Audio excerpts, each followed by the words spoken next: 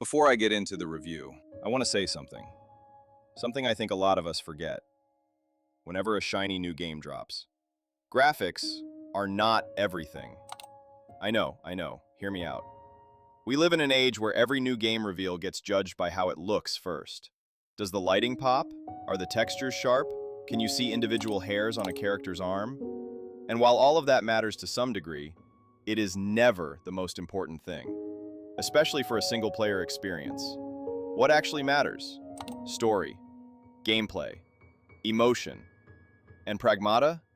It gets that. So let me set the scene for you. You play as Hugh Williams, an astronaut and investigator, sent to a remote lunar research facility that's gone completely dark. The facility belongs to the Delphi Corporation, who discovered a rare mineral known as lunum ore. When refined, this ore produces something called lunafilament, a material capable of 3D printing almost any known substance. Revolutionary stuff. But something went wrong up there. The facility's AI, known as IDUS, has gone rogue, and now Hugh is trapped, on the moon, cut off from Earth, with one unlikely companion by his side, Diana, a young android, essentially a child, in a robot's body. And that relationship, that bond, is the beating heart of this entire game. Here's where I want to go a little deeper. Because Pragmata isn't just a game, it's art. And I don't say that lightly. Great art, whether it's film, music, or games, connects with something primal inside us, something we don't need to be taught to feel. And one of the strongest instincts we have? Protection. A parent protecting their child. Now, Hugh isn't Diana's father. She's an android. She doesn't bleed. She doesn't age. Technically, she's a machine. And yet, every time she's in danger, every time she reaches for Hugh's hand in those cold lunar corridors, you feel it. That pull. That instinctive need to keep her safe. That's what separates a good game from a great one. When the story stops feeling like fiction and starts feeling real. Pragmata earns that. And it earns it early. Alright, let's talk about how the game actually plays. Pragmata is a third-person action-adventure with a hacking twist. And I want to be clear, this isn't some gimmick bolted onto a shooter. It's a genuinely fresh idea. Here's how it works. You use Diana's abilities to hack the AI systems throughout the facility. Hack turrets, override doors, disrupt enemy shields. But the real depth comes from the combinations. You have multiple hacks at your disposal, and the game constantly rewards experimentation. Slow an enemy down, overload their systems, then strike while they're vulnerable. It's almost like a puzzle layered on top of a shooter. Every encounter becomes a question. What's the smartest way to take this thing down? And the boss fights? Those are on another level. You can't just spam your favorite combo and hope for the best. You have to study the boss, learn its patterns, figure out which hacks work, and in what order. It keeps every major encounter feeling fresh. The movement feels great, the gunplay is tight, and the balance between combat, exploration, and story is remarkably well judged. Is it revolutionary?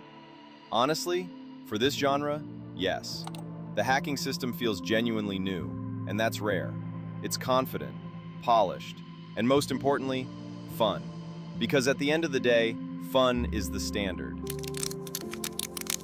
Now, I promised you a hot take, and here it is. There are moments in Pragmata where the world feels like an unfinished 3D print. You know the look.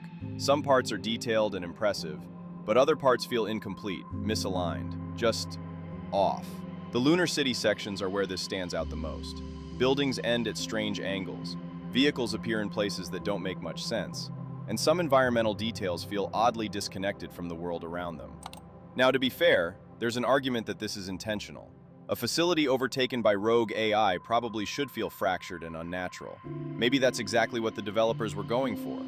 But in practice, it can pull you out of the experience. It doesn't ruin the game, not even close, but it's noticeable, and it's worth mentioning. Hot take number 2. Pragmata is more linear than some people might expect. Don't get me wrong, it's not a hallway simulator, but it absolutely guides you down a fairly structured path. You'll unlock new abilities, gain access to new systems, and occasionally return to earlier areas to progress. The good news? It never feels excessive, and it rarely feels like padding. But if you're the type of player who loves complete freedom, who wants to wander off and discover things on your own, you may find Pragmata a little restrictive. For some players, that's actually a strength. You're always moving forward. You always know where to go. There's very little downtime or confusion. For others, that structure may feel a bit limiting. Just something worth knowing before you jump in. Capcom has done a remarkable job here. You don't need a bleeding-edge monster PC to enjoy Pragmata. And honestly, that's becoming more important every year. Because if you've looked at PC hardware prices lately, you'd think some of these components were being mined by astronauts on the moon. RAM prices climb, GPUs climb, motherboards climb, power supplies climb. At this point, the only thing not getting more expensive is my patience.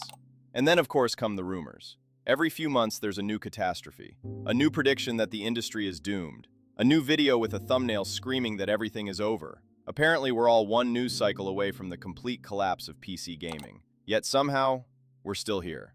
It's funny how that works. So rather than getting lost in the endless speculation, let's stick to what actually matters. Can you play the game? Can you enjoy it without rebuilding your entire PC?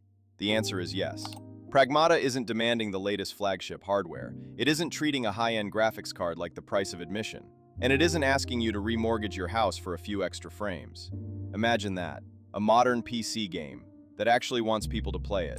And in today's hardware market, that might be one of its most impressive features. But if you do have a monster rig, don't worry. Pragmata will happily flex right alongside it. For testing, I used an RTX 4070 Ti Super with 16 gigabytes of VRAM. And unsurprisingly, it absolutely bullied this game. 1440p Ultra? No problem. 4K? Still comfortable. The RE engine continues to perform black magic that other developers should probably study. But here's the part that actually matters. Most of you watching this video are probably not running a 4070 Ti Super, and that's completely fine. Because the good news is, you don't need one. The recommended specs are surprisingly reasonable, and cards like the RTX 3060, RTX 4060, Radeon 6070 XT, and similar mid-range GPUs should have no problem delivering a great experience at 1080p and even 1440p with a few settings tweaks. Imagine that. A modern game that remembers most people aren't running a NASA supercomputer under their desk. I know, crazy concept, especially these days. At this point, I'm expecting my mousepad to require financing. PC gaming is dead! This changes everything! Sell your GPU now! And yet somehow, we're all still here, playing games. Which is why Pragmata is such a pleasant surprise. It doesn't feel like a game built exclusively for people with an RTX 5080, RTX 5090, and a second job dedicated to paying the electric bill. So yes, the 4070 Ti Super handled it beautifully. But the real story? Players with far more modest hardware should be able to jump in and have a great experience too. And honestly, that's the benchmark result I like hearing the most. And before somebody inevitably mentions it, yes, I've seen the Reddit threads, I've seen the arguments, I've seen the controversy. Because apparently no game can release anymore without the internet declaring a state of emergency. Some people love it, some people hate it, some people seem determined to spend more time arguing about the game than actually playing it. At the end of the day, you're free to make up your own mind. That's always been the best approach. Not Reddit, not YouTube, not me, you. Because when all the debates, hot takes, outrage posts, and comment wars are stripped away, it's just a game trying to tell a story, a game trying to entertain you. And whether it succeeds, that's something you'll have to decide for yourself. So, Pragmata. Is it a masterpiece?